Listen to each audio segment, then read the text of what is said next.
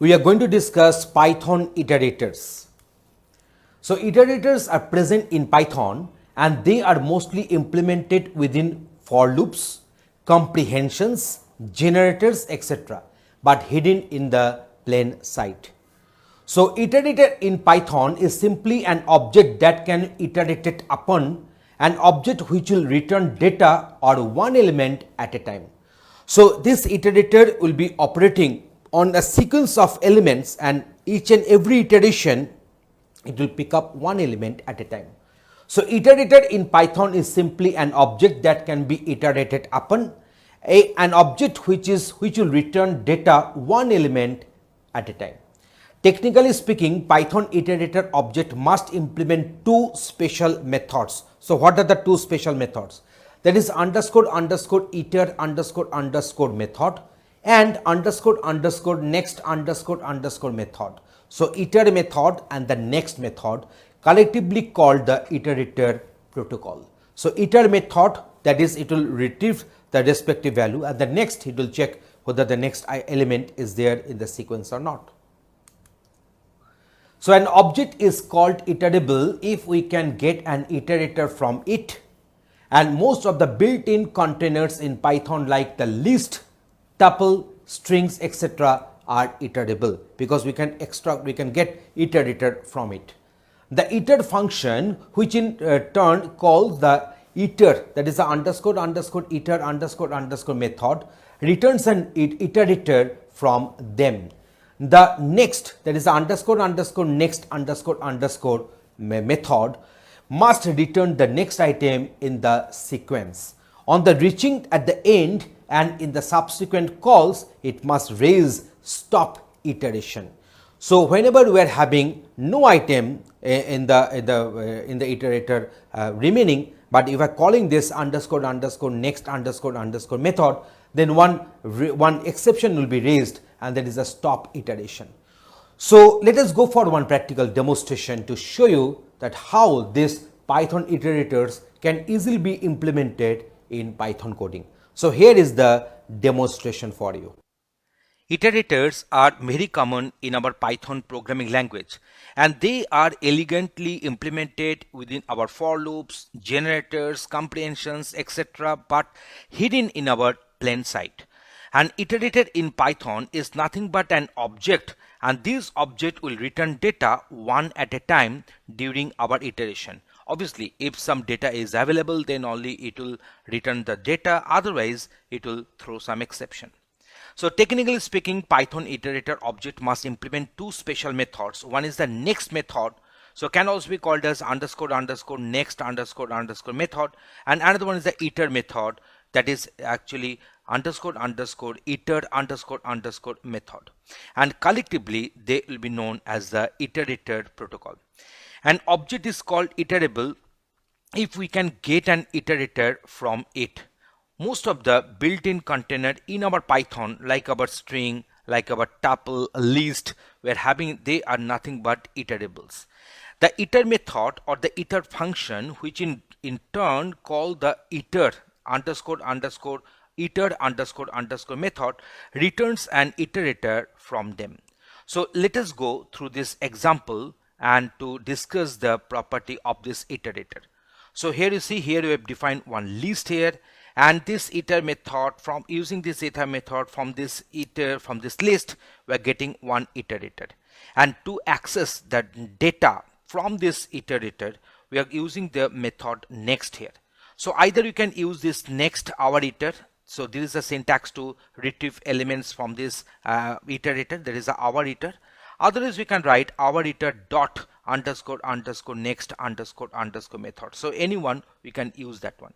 So here you see the list is containing data, that is 44, 77, 11 and 33. So for the first next I'm retrieving 44, next I'm retrieving here is 77, next element which will be retrieved here is 11, next element which will be retrieved here is 33. So now we have got all the four elements. Now if we go for next our iter, it will raise one exception. So let us go for the execution of this block.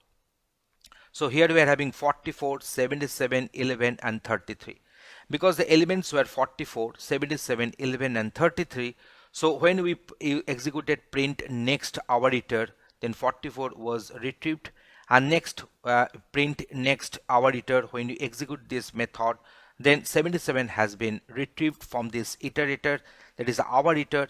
Next time 11, next time 33. Now if I execute this one, I should not put this one in comment. If I execute this one, then one exception will be there, and that is a stop iteration, and this will raise error no items left, as we mentioned in the comment.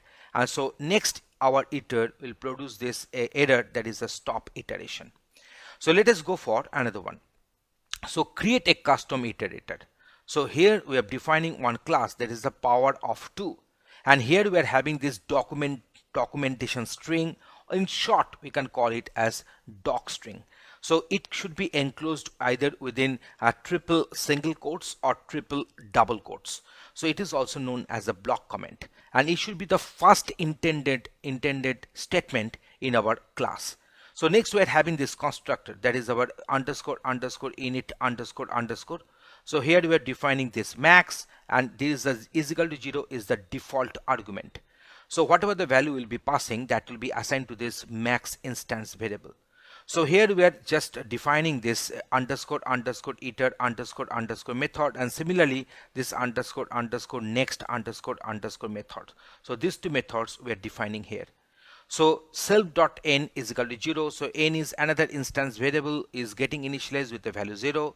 And then we're having this next. So if self.n is less than equal to self.max, then result is equal to 2 star star, that is 2 to the power of self.n. So 2 to the power of n will be assigned to the result, and self.n will be increased by 1, and the result will be returned. Otherwise, in the else part, we are going for stop iteration. We are erasing this error. There is a stop iteration. So now here at first we are going to print this doc string, that is a documentation string enclosed within triple single quotes, can also be enclosed within triple double quotes. So whenever we are printing this this one, there is a power of 2, that is a class name dot underscore underscore doc underscore underscore. You can see that it is printing. Let us go for this. It is printing this respective string, that is a class to implement an iterator of powers of 2. So the string whatever is discussed or defined here, so it has got printed. So now we are going for this a is equal to power of 2 4. So now this 4 will be assigned to max. This 4 will be assigned to max. So max has got the value 4 here. So now we are going for this I is equal to iter a. So we are going for this next I, next I, next I. It is going on printing, that is 2 to the power of 0, because n is having the initial value 0 here. So 2 to the power of 0, the result will become 1, and return result, so that result will be printed as 1. So next time this n has got increased by 1. So 2 to the power of 1, the result will have the value 2, and return result, that means it will return the value 2 here. So 2 is getting printed because we have called this next I from this print method.